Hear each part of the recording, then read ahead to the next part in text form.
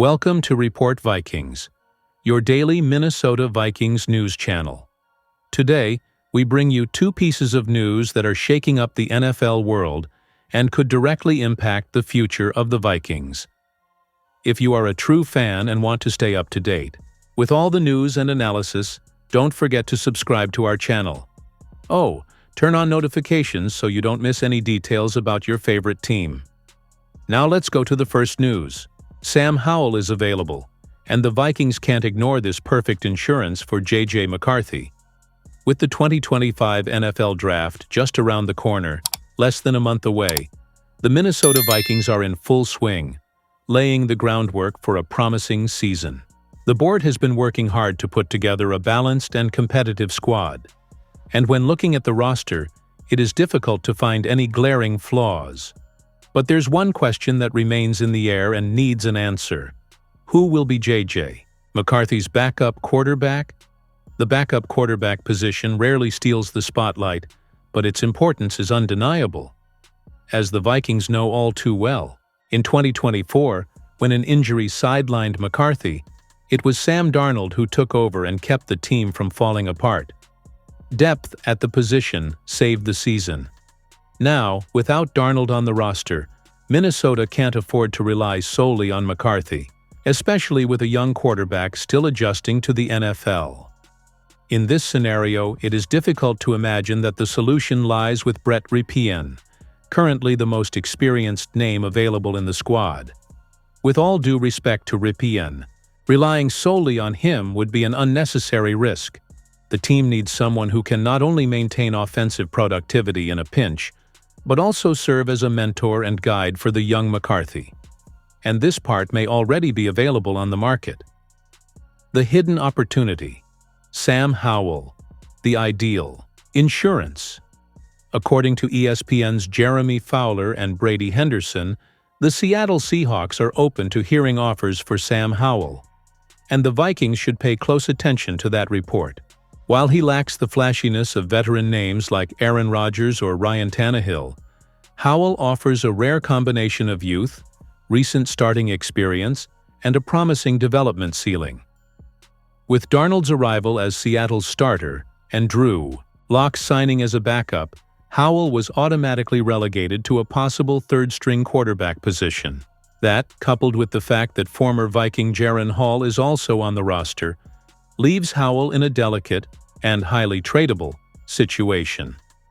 Drafted in the 5th round by the Washington Commanders in 2022, Sam Howell started 17 games in the 2023 season. And despite a shaky campaign, he had his moments of brilliance. He led the NFL in pass attempts, 612, a number that demonstrates the confidence the coaching staff placed in him. But he also suffered 65 sacks and threw 21 interceptions, marks that highlight the difficulty a young quarterback has in an unstable system. Still, Howell showed valuable qualities: mobility in the pocket, a strong arm, and most importantly, resilience. He is young, only 24 years old, has recent experience as a starter, and has been through difficult situations that, today, make him a more mature player and ready to take on the role of QB2 on a solid team like the Vikings. In a market where reliable options are increasingly scarce, waiting can be a mistake. If the Seattle Seahawks are truly willing to trade Howell for a mid- or late-round draft pick, that could be the bargain Minnesota needs to bolster one of the most crucial positions on the roster, without compromising the future. Additionally, having someone like Howell in the locker room could benefit J.J. McCarthy immensely. Instead of feeling pressured by a seasoned veteran like Rodgers, McCarthy would have a colleague with a similar trajectory at his side, capable of sharing experiences and growing alongside him, a kind of more experienced mirror, but still hungry for evolution. Of course, the Seahawks could opt to keep Howell and let him compete with Locke. After all, young quarterbacks with NFL experience don't come along every day. But if he is indeed available, the Minnesota Vikings cannot hesitate. The phone should ring in Seattle, and fast. Minnesota Vikings target offensive line recruit Wyatt Teller as next target after draft. The Vikings' offensive line rebuild is in full swing, and it shows no signs of slowing down. After investing heavily in key players to protect young quarterback J.J. McCarthy, the Minnesota Vikings may be far from done with their search for reinforcements, and all indications are that the next step could come via a strategic trade. With only 4 picks available in the 2025 NFL Draft, the team knows that every move needs to be calculated. Defense, especially the secondary, remains a priority, and several mock drafts indicate that the franchise will use its number 24 pick to select a cornerback. But that doesn't mean the offense will be ignored. Quite the opposite. According to Pro Football and Sports Network, PFSN, Cleveland Browns starting guard Wyatt Teller's name is expected to emerge as one of the top trade coins on the post-draft market. And among the 30-year-old's potential destinations, the Vikings appear to be one of the most likely. Teller would likely have strong trade value, PFSN wrote. The Seahawks and Vikings both finished in the bottom 5 teams in the league in pressures allowed by guards last season. Both could make him an immediate starter. With a solid track record of durability and performance in Cleveland, Teller stands out for his physicality in the running game and his consistency in pass protection. Although he is entering the final year of a $57 million contract, the veteran still has plenty to offer and could take Minnesota's offensive line to the next level. The Vikings' interest in Teller isn't just on the coaching front. He also makes sense behind the scenes. Current Minnesota general manager Kwesi Adolfo-Mensah worked under Browns GM Andrew Berry before taking the job in Minneapolis. Since then, the two have made several trades between the franchises, and their close relationship could pave the way for another deal. This is especially important considering that Minnesota would have to give up a valuable draft asset to acquire Teller, and would likely re-sign him, making him a long-term investment. With $17.3 million still available under the salary cap, the move is financially viable. The Vikings' offensive line has already undergone significant changes this offseason.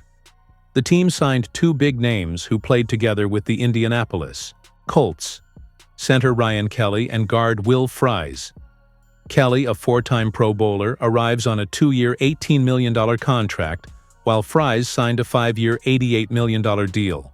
They join one of the NFL's best tackle duos, Christian Darrisaw and Brian O'Neill, both also on hefty contracts totaling more than $190 million investments. This dedication is no coincidence. J.J. McCarthy, the franchise's big man for the future, has yet to throw a single pass in the NFL regular season.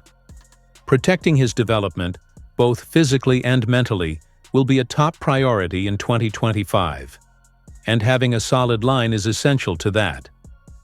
Despite their interest in Teller, the Vikings are also considering more cost-effective options in the draft itself. In a recent ESPN mock draft, Mel Kiper Jr. and Field Yates suggested that Minnesota could use the 24th pick to select Ohio State's Donovan Jackson, an athletic and promising player who would bring immediate quality to the interior of the line. Jackson has really strong movement skills and would be an improvement over Blake Brandel, Kiper said. This approach would cost significantly less than acquiring Teller, but it would involve a higher level of risk and adaptation, something the coaching staff will have to weigh. Whether it's via the draft or the trade market, one thing is certain: the Vikings are building a fortress around J.J. McCarthy. With millions in investment and an aggressive mindset, the franchise wants to do more than just compete. It wants to win. And if Teller is indeed available after the draft, it wouldn't be surprising if the phone rings in Cleveland. Minnesota's offensive line is already good. With Teller, it could become dominant.